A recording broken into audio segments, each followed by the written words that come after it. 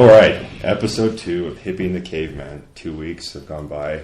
Alicia and I have now finally matched our incredibly busy schedules, of which I have no excuse because I don't have 3 offspring hinging on my existence. So. Yeah, I know. I had a light day, which is nice. And by light, I mean that I only had to, drop kids off at 2 different sets of schools. And, That's what's sad is Alicia's light day is coordinating 3 other people's lives and her own. And my light day is I slept in and I'm going to get a spray tan. That's funny.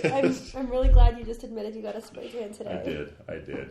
That was the day in the life of honesty right there. For those of you that look at those neat pictures in magazines every once in a while, I wonder how they possibly stay that tan. It's because they pay a woman for you to stand in your skivvies and have them pretty much spray paint you with Krylon. Skivvies? So you have an underwear line? I do. It's amateur hour. Okay, so since we're on the topic, for 2 reasons. A, I'm not doing that kind of photo shoot where that line needs to be addressed. And B, there's 3 things. B, I went with the Speedo, so it's a small tan line, albeit a tan line. Fair enough. C, I just don't want to stand naked in front of a complete stranger and pay her $36. That just seems weird. Actually, there's a D to it. Ironically, I've been there 3 times for other things, and they've since posted a thing saying men have to be somewhat clothed. Oh, no, that makes sense. I would imagine that there's a lot of men that go in there and stand there and what they think is all of their glory. Go ahead and spray me. Well, that's what she said. Is the very first time I went in. It's been the same woman for a while now, and that was the first thing she said. She goes, I've never done this before. Tell me what's up.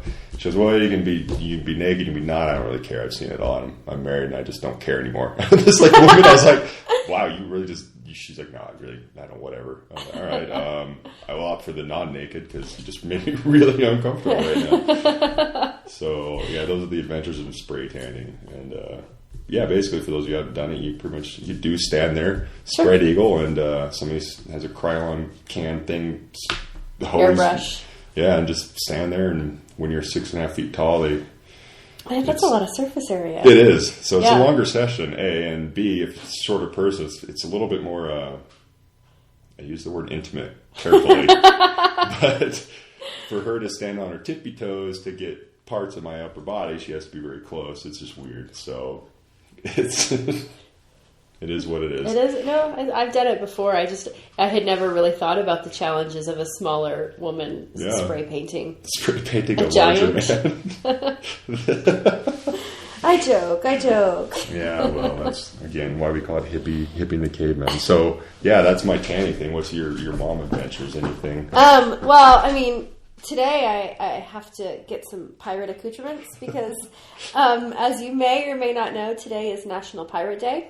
Or no, it's National Speak Like a Pirate Day or Talk Like a Pirate Day. I thought that was a joke. I saw that on Facebook. No, it's a real deal. So, I am actually going to go pick up my kids from school in an eye patch. Izzy. And in an eye patch. In an eye patch and a bandana, and have eye patches for them. Maybe even a pirate sword if I can get one at the dollar store. And then we're gonna have pirate dinner tonight. What? So for me, a pirate dinner is a serving wench feeding me turkey legs. Is that a pirate dinner? Not for my children. No, I will not have any wenches. You're not going to serving wench turkey legs. I will not have wenches feeding my kids turkey legs. Real pirate food is kind of nasty, according to Google, because I did Google that.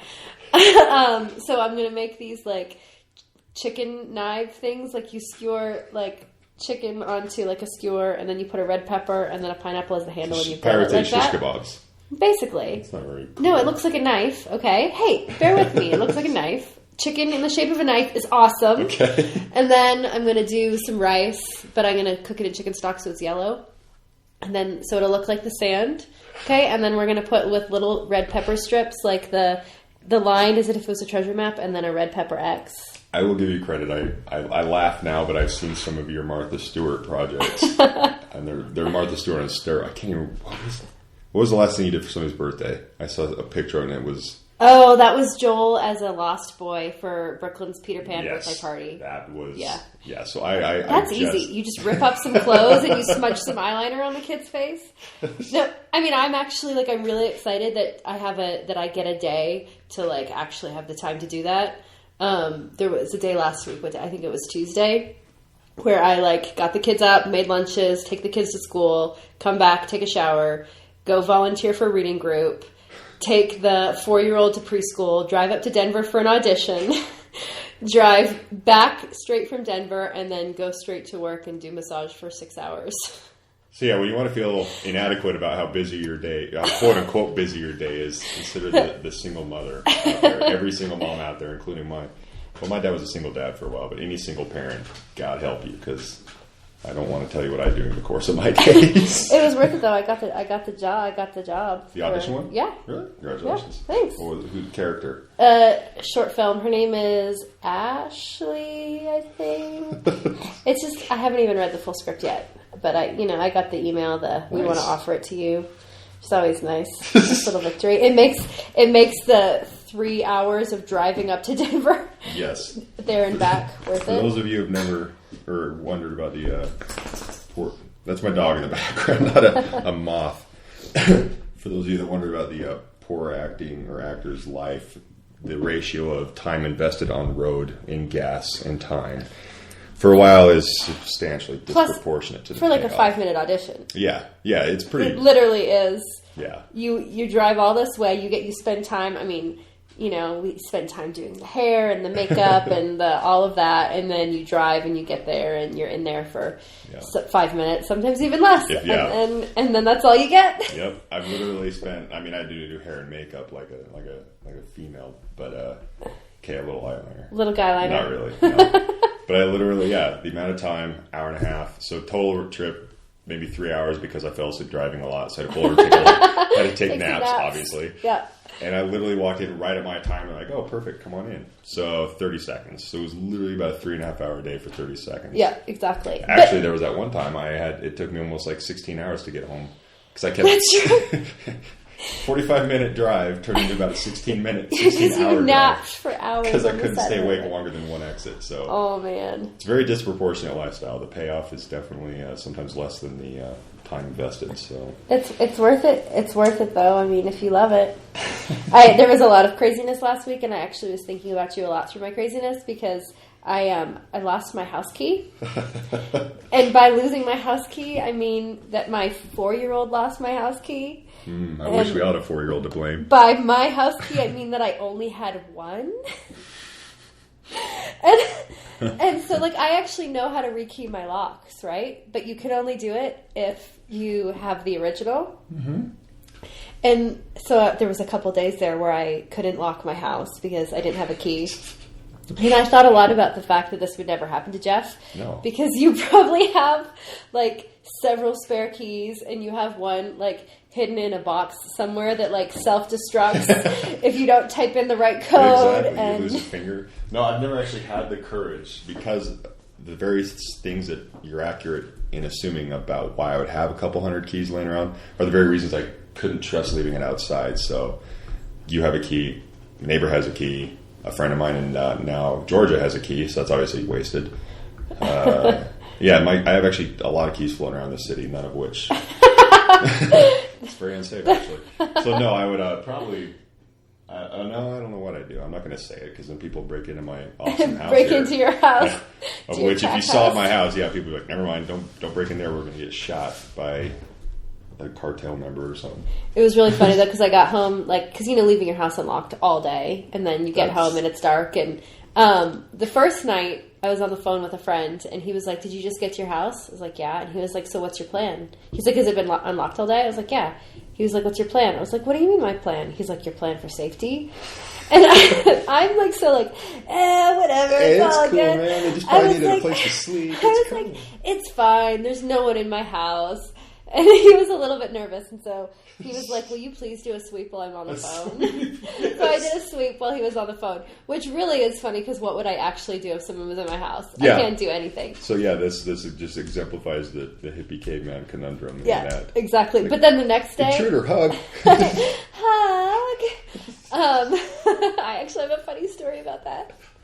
No, the next day when I did it, because then the next night I was actually legitimately like, okay, again, it's late. My house has been locked all day. I'll do it. And so I opened up my phone and I dialed 911, and then I walked around my house. That's actually, it's pretty smart, actually. I walked around my entire house and looked in the closets with 911 dialed on my phone. That's Alicia's equivalent of a dead man's trigger. And for those of you who don't know what that is, it's basically your finger's on a trigger, and when your body drops, your finger comes off the thing, and everybody pays for it. So it's like a reverse dead man's trigger, because you'd have to press it as you fell. So either way. Highly savvy. I'm quite impressed. I might do that a little bit smart before I shoot people in my house. Yeah, I don't have any. That's the extent of my adventures last week. Alicia and I, to try and keep those of you who listen to this, and thank you for the people that did last 2 weeks ago, I think. We keep notes, trying to keep the entertaining. Obviously, Alicia's got 4 tiers of adventure to be had with kids and pirates, and which mine extends to my Denise Austin stretch story. So that's actually it. Is there anything else to say? Good enough. Yeah, check. No. So I've had a lot of injuries in my life, and basically I need to stretch way more than your average, whatever I would be, caveman. And I can't think of it myself, and I've actually been using this stretching video. It was on VHS in high school when I had to go through physical therapy. I wrecked my back in physical therapy. Sorry, everybody, my dog wants to play. And they gave me this video of Denise Austin. For those of you who don't know, she's currently probably 112 by now. But back in the day, that's not very nice. But I know who you're talking about. She was like the fitness guru. And I can picture her wearing that's leotard. Still there. That's the video I have. I even took the time to convert it to a DVD. Wow, you're committed. It's a good stretch video, but then I haven't done it for like 10, 12 years maybe, something like that, and I popped it in the other day. Oh my God, that's so absurd. There's so much leotards and spandex, and she made me think of you, because she's like, all right, just stretch until it doesn't hurt. Don't stretch too much. There you go. And I'm like, oh God, Denise, it hurts just thinking about this. So I was there in the morning stretching to the 1980s Denise Austin in the leotards. Have you ever done yoga? I have. Yes, maybe. You could really benefit from that. I want to do that hot yoga. Like the yoga is the puddles of sweat. It's amazing. After doing hot yoga, I feel like regular yoga doesn't cut it anymore. Like if it's not painful this is not sweat. meant to sound dirty, but I'm going to say it anyway, and who knows how it'll sound, but when I'm in down dog, if I don't have sweat pouring into my eyes, then I feel like I'm not working hard enough. Quote of the day: if I'm in down dog and not sweating, I'm not working. Sweat is not pouring into my eyes. Yeah, tomato. No, I mean, yeah. No, it's really good. I want to get my yoga certification. I'm trying to look into that. I'd done it. I've done it, especially since the back stuff. And I had a girlfriend in college. Her mom did Pilates and yoga, and it was called Yoga Lattes. And I never realized I had to go to a class where I had to hold 260 pounds on my pinky and a rib muscle. So I was sweating in downward dog without the heat. So I bet. And it's not very man. I mean, I do manly things, but I don't sometimes too. And it doesn't feel as rewarding as like picking up heavy things and throwing them around. You just leave it going, I lift heavy, ugh. You don't walk away from yoga going, I downward dog to the crap out of that. Okay, so but there's levels to it though. So you have the body, which obviously it's really good. It's great for stretching. It elongates the muscles. It gives you more flexibility, detoxes. All of those things are very valuable for someone that wants to have a good body, all of that. I mean, clearly you do, so but whatever. But also, I always feel very centered, very focused and energized and motivated and ready to go love everyone and conquer the world. I think that'd be good. I hear that about yoga, the head part of it. I never find the spiritual connection. I just find all right, well, my adenosine and my ATP muscles right now are contracting and causing I don't remember my anatomy. Speaking of gym, all right, perfect segue, actually. So, this is probably why I probably should do yoga and find a spiritual connection. This just gets me heated reading my note about it and thinking about it. So, for anybody that I'm even writing notes around it angrily. So, anybody that goes to the gym, any of you listening that does this, I apologize, but at the same time, heed my warning. A bench is not made for your towels or your water bottle, and that's all. Today, 3 different benches were all occupied at the same time by some dude or dudette's towel and water bottle and or notebook, of which they never came back to sit on said bench. They'd set their crap on there, go do their stuff, come back and take a drink, set it back on the bench. Aren't you there at like 4:30 in the morning? Yeah. So if someone... You would think, but literally, yes. Yeah, so... I mean, there's a couple ways to handle this, honestly. Without getting angry. Yeah, let's hear it. I'm just going to throw that out there. I came up with the... Here's how anal I am about my workout, though. I was like done with what I could have used the bench for. I was like, well, today was like chest day, for example. I was like, probably walk up and subtly go, hey, are you using that? And the guy will realize he's a moron and go, oh, no, my bad. I was wasting a bench for my paper. But I didn't want to ruin my workout because then I had to do more exercises than I already had done. So that wouldn't have worked. So, well, that was my first solution, is talking to communication. No, not communication. You could always say to someone, hey, are you using this bench? Do you mind if I use it real quick? Yeah, but that would mean altering my regimen, which is not an option. Or if you really don't want to talk to people and they're not there, if they've set it there and walked away, just move it. Dun, dun, dun. I want an epic Problem battle. solved. I want some like the movie Heat shootout in the gym, some sort of conclusion about a water bottle on a bench. I need to feel like something cool happened. So basically, I just sat there and festered. I didn't do anything about it at all. Same. Side note: with the dudes that walk or dudettes, I'm not going to be sexist, but most of them have been guys. So there's the dumbbell rack. The guys that take it off the rack and just stand there. They don't step back out of the way. They have to be 4 inches in front of the mirror, staring at themselves longingly in their own eyes. Yeah. That is a little infuriates me. So what I'll do is I will alter my workout and go, oh, I need the weight that happens to be right next to him. And then I'll literally reach in front of him with my long caveman arms and grab it. And then they'll have the realization that they're morons. What if it's a 5-pound weight? I'll do it. I will do it. That one. If I own a gym, I've said this many times, if I become rich and famous, the first thing I'm going to do is open up a chain of gyms. I've yet to determine the title, but there won't even be a 3-strike rule. You'll get 2 strikes on a list of rules that aren't even that hard. Put the 5-pound weight where the 5-pound weight goes. So putting your weights away and away appropriately, that's one category. That's pretty much it, actually. That's actually... And are you going to be the enforcer of said rules? No, I will hire the little kid that works at the counter is going to be on cameras, and if they'll get 1 strike. If they there's this gym on Sunset in Los Angeles. You would think a little higher end clientele, etc., but you will literally see a 100-pound and the 100-pound right next to the 95-pound section. It'll be a 5-pound weight. Like, literally illiterate, can't even figure it out. I would just throw people out left and right. So you are going to invent the gym for OCD? No, I bet you people would go for this. People would be like, "That's my gym," and you'll get kicked out. No refunds, no questions asked. And if you come back, you'll get beaten in an alley with the weight you put away wrong. So if you put away the 5-pound weight wrong, it's a 5-pound weight. If you put a 100-pound weight away wrong, you are getting your skull crushed by a 100-pound weight. Wow, so much violence! Oh my word! No, I'm tan and angry today. What can I say? Tan and angry. That's really funny. Oh, enough of that anger. I'm sorry. So, did you see the video of like the worst twerk fail ever?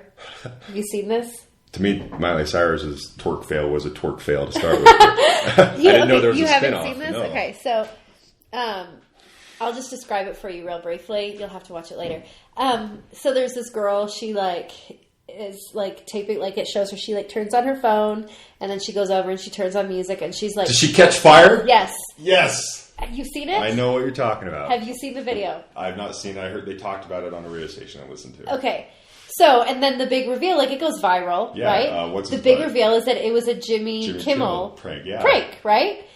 So, did you hear, like, Jimmy Kimmel, he hired the actress. This was a long time ago, wasn't it? Like, this is... Just a couple weeks ago, But, actually. like, they invested in it before the Miley Cyrus thing even happened, if I heard right. I mean, they put it on YouTube a couple weeks ago.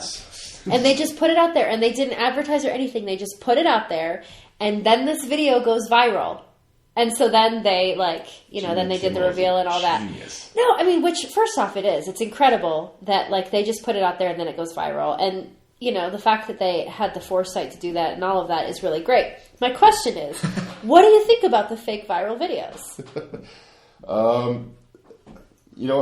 There's inherent a jealousy inherent to them because there's a lot of people trying to, yourself included, myself included, try and get stuff out there that's legit. But whatever, they're taking advantage of what exists. So I think it's just more. It's the next level of I guess competition. I guess to become viral or not is pretty much just up to your imagination. Whether it's an accidental recording, like that was implied, sure. I'm all for it either way. It's funny. It only just proves to me, like, it just proves that we're just willing to watch anything and believe what we want. Well, and sure. Jimmy Kimmel proved that. Absolutely. He did like a sociological experiment, basically. Yeah. Well, absolutely. I think our culture has gotten very, like, voyeuristic, which I don't have a problem in that. It's interesting to me, like, because I think that there's a lot of people that are faking stuff to try and, like, go viral. Yeah. And I would love to know what the formula is. Like, exactly how do you get... I mean... Yeah. I want a video to go viral. Are you kidding me? There's the Kevin and Bean station that we were trying to listen to when we were in LA. Ironically, we couldn't get it to work in LA, but I can get it to work in another state via iHeartRadio. So go figure. So that's for our iHeartRadio advertisement. They actually had people come in before Jimmy Kimmel revealed it, analyzing it, and sure. like an editor analyzed a beat in the cut that seemed weird and all sorts of things. And I actually thought that one was legit, so here's the thing. I give pretty much everyone the benefit of the doubt, even people who shouldn't have the benefit of the doubt, except when it comes to the internet. And then I believe that everyone is making stuff up. It's on the internet, it's true. And I'm the opposite. Like, those, like, the damn you autocorrect things? Some of those are too... Some of those are funny, but I think that 85% of them are made up. I think two people get together and they're like, let's make a damn you autocorrect fail, blah, blah. And then seriously, because some of them are too ridiculous. Like, no, actually, you did not just tell your mom that you wanted to... Yeah. I'm not do gonna, dirty things to I'm her, not gonna, No, I sent myself Alicia right one, and it wasn't even autocorrect. It's just in this day and age of trying to abbreviate and say everything as quick as possible. I think I just said, "Hey, can I use you for a ride?" That's right. And being the OCD guy I am, I proofread them like I'm sending in a thesis paper for my master's degree. I sent it and I was like, that's euphemistic. So it's like, no, I just need to ride to the auto shop. My car's in the shop. So I don't know. I think savvy, like, film people, like they did, because Jimmy Kimmel's smart. They use a real stunt woman. Yep. Could, like, sharpshoot it, like, kind of reverse design it. So I think you could tell when some, like, kid that needs to get off the couch makes a fake viral video. Yeah, so, exactly. But I think I want to know what the formula is. Pain. Make one of my videos go viral. Exactly. I'm putting it out to the universe, and by the universe, I mean the three people. There's 96, I think. I think we have 96 fans. No, I think it's the jackass scenario. It's got to be something painful or something that is so utterly, unbelievably uncomfortable to watch that it'll become comfortable. Like, people will want to see it. Or really funny, like, Charlie bit my finger. Yeah. See, those I think are real. Like, that's you can't create that. But well, and I mean, a lot of those came before this whole viral sensation. Like the sneezing, what was it? The sneezing panda. I don't know if I've Google that. Seen the sneezing I won't even panda. do it justice. There's a lot of people that will, like, do anything to become famous. Is really what it comes down to. And we appreciate your support. That's funny. I actually don't want to be famous. I don't know. I want to have enough money I want to make enough money doing what I love so that I don't have to have another job. And I want to be able to, like, go on trips and stuff, but the fame isn't the end goal. Yeah. I don't know. I'll be that hypocrite, and then I'll hole up in a cave. No, it's fine. I know that you want to be famous. Yeah, I kind of do. No, that's fine. Then again, I'm probably not to be trusted in public with my mouth. That's true. Like they'll be like, "Hey Jeff, it's nice. What do you think of this movie?" It's a good movie. That's all I was told to say. It's a good movie. You would have to have like a whole crack team of publicists and social media people and everything. What was it that you just posted the other day about something that you said? And I said only you. Oh, the drilling a bumper? Yes! Actually, that brings up two awesome points of epic, horrible, it's not even autocorrect fails, they're like Jeff fails. So I was, this girl I know needed her bumper, like, in some states you need a front license plate, but nowadays most nice cars don't have license plate mounts. So if you want a white trash, you can just drill it onto the bumper, or you can do this nice auto body shop work, and I offered to do that. And in so choosing my words, after I got off shift one morning, a coworker said, "What are you doing?" And I said, "Well, I'm going to drill blank's bumper." And the dude goes, "What?" I'm like, "Yeah, I'm drilling the front bumper." And still it didn't occur to me exactly what he said. And he goes, and he looks at me and he doesn't know the word euphemism, but I could totally see that's what he wanted to ask me. And I was like, "Oh God, no. No. I'm literally taking a Craftsman drill and drilling a hole in a vehicle's bumper." Into her car's front bumper. Yeah. And I've actually this morning I got another text about that. So I've been getting texts for the last 48 hours about how to go drilling a so-and-so's bumper. So I guess as far as it can go using a drill on PVC plastic on a vehicle, it was amazing. So, was it good for you? It was awesome. The battery died in my drill. Wah. Happens to every guy. Oh man, that's really disappointing when the drill cannot finish the job on the front bumper drill. I mean, it sounds like I feel this is also the same person who some event dealio. It's like what's it stand for? Some helping poverty thing. That sounds really arrogant, but for the life of me, can't remember the acronym. I said she was giving me like a lot of banter, and I'm very rarely good with my words, but I was actually feeling pretty confident in trying to banter back. And I said, "You and I existing in the same place is like Chuck Norris punching himself in the face." I was really proud of that one. Nobody in the group of little talkie talks found it need be nearly as entertaining as I was. It's like, yeah, anybody? High five? Anybody? High five? No? All right. Really? I liked it. F you guys. Yeah, as long as you think you're funny. That's how I decide whether things are funny or not. As long as you're your own audience. As long as I think it's funny, right? I mean, as long as I'm laughing, it's all good. Oh, crap. Holy crap, that's already 28 minutes and we haven't ruined the file for the first time ever. So, whoop, whoop. Yeah, exactly. Quit while you're ahead. Anything we want to touch on, we don't want to overshoot in 30 minutes. Yeah, what do you have there on your notes? On my notes. If I'm talking funny, it's because I got my first cavity in 36 years the other day. I didn't get it the other day. That'd be awesome. I wish that we had a sound effect board right now. I know. We'll be that crazy morning show. No, and I was telling Alicia, I guess again off air. The last time I got a needle in my face was in my cool guy training, where we had a bunch of cavemen numbing each other's faces with needles. So you have cavemen trying to find the. Basically, for those of you who don't know medically, the nerves in your skull go through little tiny holes, like the size of maybe pencil lead. And so you'd have all these big green beret cavemen trying to find that target through your gums. And it's literally just hit and miss, and you're just trying it on your buddy. So the last time I had a needle in my face was by another Green Beret. So I was really hoping that you were going to say a bunch of Green Berets trying to find a hole in my face. I don't want to talk about it anymore, okay? No, I'm really sorry that you got a cavity. I did. It was sad. And then, of course, the little actor wannabe in me, he's like, "Well, we're going to use silver." And I was like, "Silver?" But I got pretty white teeth. How do I use? Why would they do that? I asked because I was all like, self-conscious. Way in the back, silver is better, although not as aesthetically pleasing. But it's literally in my back top tooth. You will never see it unless I don't know. So I didn't have the silver ones put in. I don't know what they were. It's like just not silver. You can't see it.